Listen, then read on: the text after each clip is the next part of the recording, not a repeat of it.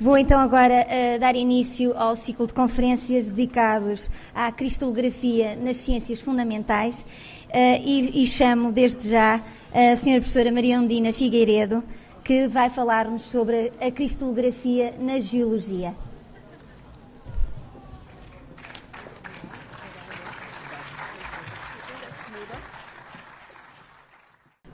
Esta apresentação é muito mais para os estudantes, uma vez que foi indicado que deveríamos estimular os jovens, ou seja, eu vou passar em revisão os conceitos fundamentais da cristalografia, fazer pontos para a matemática, para a física, para a química, obviamente, do conteúdo da geologia ou no contexto da geologia.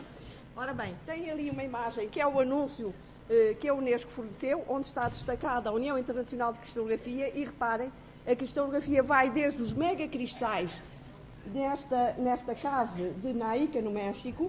São cristais de gesso, está ali um homem, portanto estamos numa escala destes cristais de gesso, até aos nanocristais dos materiais de alta tecnologia atuais. Obrigadíssima, Maria Arménia, desculpe, como é que é? É este? Ótimo, obrigadíssima, Maria Arménia, meu foi. Ora bem, tem aqui então a celebração do Ano Internacional da Cristalografia por uma empresa que nos tem dado um enorme apoio desde há muitos anos em material de difração de raios-x. E o que vemos agora é a primeira celebração, o primeiro congresso em 48 da União Internacional de Cristalografia, realizado em Harvard há 66 anos. Ora bem, em termos de tempo, a geologia, como sabeis muito bem, mede-se em milhões de anos. A escala de milhões de anos, para o caso dos cristais, que são repetições periódicas de um motivo atómico, interessam-nos picosegundos da interação da radiação X, como vamos ver e como já foi aqui dito, com a matéria. De facto, a descoberta dos raios-x por Konrad Röntgen em 1895 tornou possível caracterizarmos a posição dos átomos numa estrutura cristalina. Isso não é gratuito, tem muita matemática por trás. Ou seja, tem que se estudar matemática, tem que se estudar física, tem que se, inclusivamente a química também, para poder utilizar esta ferramenta. Como sabeis e como já foi mencionado, Max von Laue foi o primeiro que nos deu uma geometria a partir de um espectro de difração, isto é, de um cristal de Bolenda, simetria quaternária.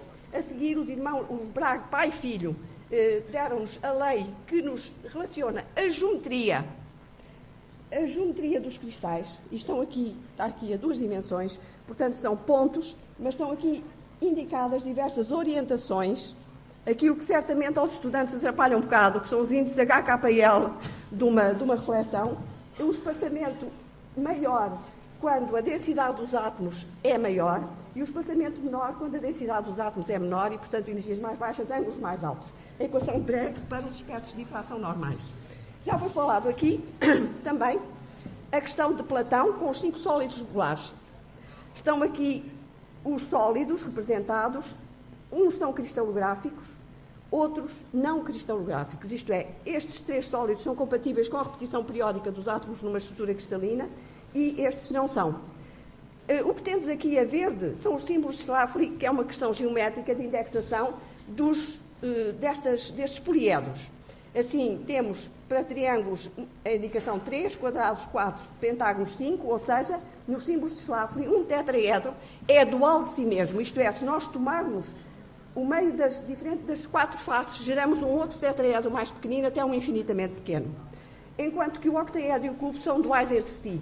Simultaneamente, estes dois, que não são sólidos cristalográficos, ou seja, o icosaedro e o dodecaedro pentagonal simétrico, são também duais entre si. Esta geometria de Platão, que já foi aqui referida, é muito importante. E mais, Platão tinha uma paixão especial pelos cristais de neve.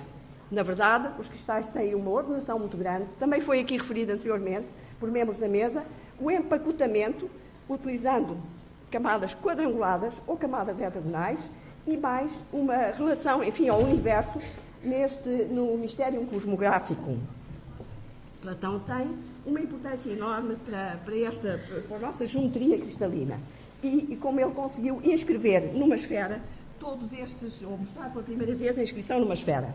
Alguma coisa mais que vós todos, os estudantes, conheceis, a métrica ou a repetição periódica das estruturas cristalinas, a morfologia e como as moléculas do OI, século XIX, aqui, isto ainda foi publicado no século XVIII, como se desenvolviam as faces nos cristais a partir desses blocos, que estão ao fim e ao cabo tijolos, como tijolos da construção.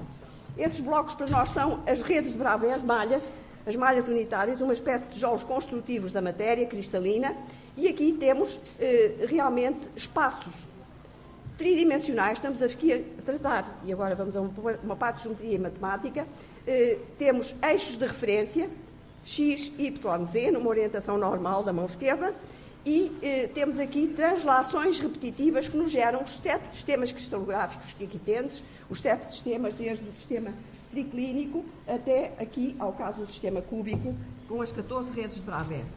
Queria chamar-vos a atenção agora para outros aspectos mais importantes da cristalografia no aspecto da estrutura interna.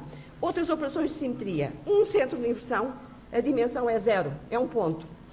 Um eixo de rotação simples ou de rotoinversão, isto é, passa para o hemisfério do outro sentido, ou então de rototranslação, há uma translação ao longo do eixo, são operações de simetria a uma dimensão.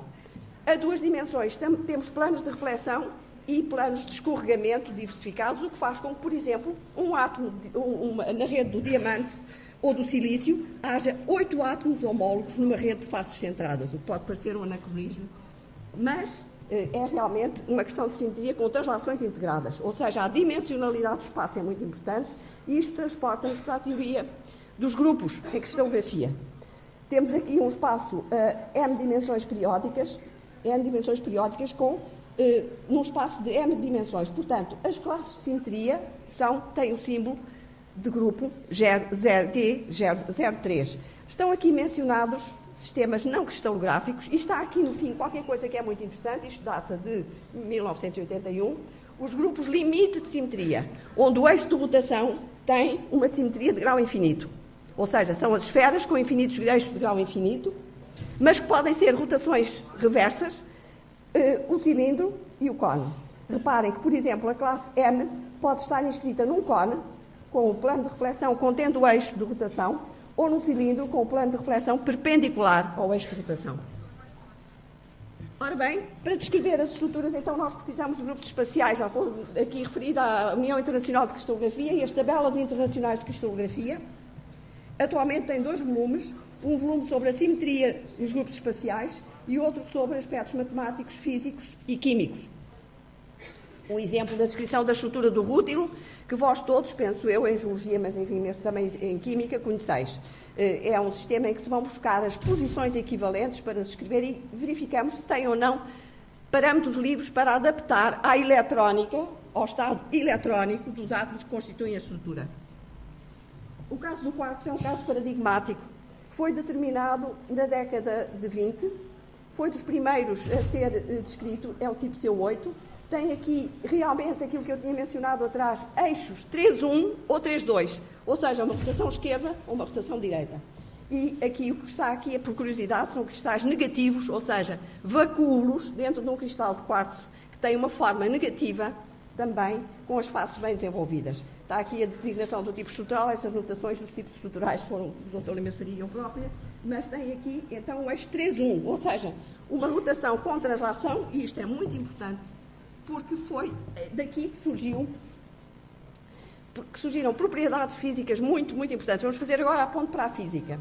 E aqui neste aspecto eu salientaria agora, ao contrário do que disse há bocado, um caso em que há um homem que está, digamos, um pouco ensombrado pelo brilho da esposa. A Maria Curie é muito falada em termos da interação com a radiação, mas Pierre Curie enunciou um princípio fundamental. A dissimetria é que cria o fenómeno. Isto para os homens é muito importante, não é? Quer dizer, não concordar e reagir a qualquer coisa ajuda-nos a criar na criatividade. Temos aqui cristais de quartzo. Nos cristais de quartzo o que é que acontece? Se o eixo for 3-1 ou 3-2, eles rodam em sentidos inversos, não são sobreponíveis diretamente, é como as nossas mãos, mão esquerda e mão direita, ou seja, uma simetria, neste caso reflexiva, mas neste, como veem, também reflexiva. Entre os dois cristais aqui é como se estivesse um plano de simetria. Mas agora chamamos a atenção para um aspecto que é um desafio para o futuro. O que é que acontece? Porquê é que os cristais de quartzo de geodes mais antigas têm um sentido de rotação e os geodes mais modernas têm outro? Será que já houve uma reversão norte-sul da polaridade? Não é reversão do é reversão como os eletrões passaram spin up ou spin down, portanto, uma reversão desse tipo. Isto é um desafio para a geologia do futuro. Porquê que Curie e foi tão importante? Ele e o irmão, Pierre e Jacques, enunciaram um efeito físico destes aspectos da rotação, de sentido de rotação. O efeito piezoelétrico, isto é, comprimindo um cristal de quartzo, gerava-se uma corrente elétrica num determinado sentido, descomprimida, a corrente ia no sentido oposto. E estes aspectos têm sido explorados hoje em dia em ciência dos materiais de uma maneira, de facto, muito, muito importante. Tem aqui, então, a rotação dos tetraedros e tem aqui uma representação em luz transmitida, o trabalho do professor Amorós há muitos anos, mas realmente um exemplo, uma ilustração muito bonita. Expansão do espaço e simetria, as formas na natureza. A simetria de grau 5 está muitíssimo representada na natureza, vegetais e animais. Mas o espaço expande também. Reparem que a concha do Nautilus vai expandido a 2 dimensões. Um girassol, o Helianthus, também expande a 2 dimensões. Um búzio expande a 2 mais uma dimensão. A diferenciação das dimensões no espaço tridimensional em que nos movemos. O búzio retrata isso bem. Voltamos à simetria de grau 5 para fazer uma ponte para a parte da biologia. No caso de ouro, o crescimento do ouro, isto é uma imagem de microscopia eletrónica, uma face de ouro, a escala é de 2 micrómetros, e forma-se aqui um topo de um poliedro que não é cristalográfico. Ou seja, um crescimento pentagonal, confinado, os crescimentos confinados, que se verificam da mesma maneira, neste caso é um vírus, tem aqui um modelo e tem aqui uma imagem do vírus obtido com metodologias de feixe elétrico. Ora bem, voltamos à geologia para analisar os crescimentos confinados e para vermos que a geologia já nos sugere e inspira a ciência de materiais. Nós não podemos ensinar materiais e olhar para os materiais sem olhar para o que é a natureza, para os materiais que a natureza nos produz, que são os minerais. E que temos muito a aprender. Por exemplo, os nanotubos estão realizados na imogolite ou na aloisite e foram inspiradores para os nanotubos de carbono. As nanosferas na alofana são uma realização muito, muito concreta. E para terminar, vamos ver a aniquilação da estrutura cristalina. Como é que a estrutura de um mineral bem estruturado se aniquila? Por metamitização, isto é, por efeito da radiação. A radiação pode alterar, perturbar de tal maneira que destrói a estrutura cristalina. Isto foi o trabalho e a tese do professor Lima de Faria, feita em Cambridge, como já foi dito, e publicada, utilizando nesta altura simplesmente a difração por método fotográfico, porque, enfim, foi em 62, portanto, nessa altura isso não existia. Hoje em dia ainda se estudam esse problema da amorfização, como veem aqui, sério e urânio, tório, nos niobotantalatos. Ele estudou os euxenites de Moçambique e isto agora são coisas mais recentes. Portanto, temos que olhar para a frente, para o futuro e muito obrigada pela vossa atenção.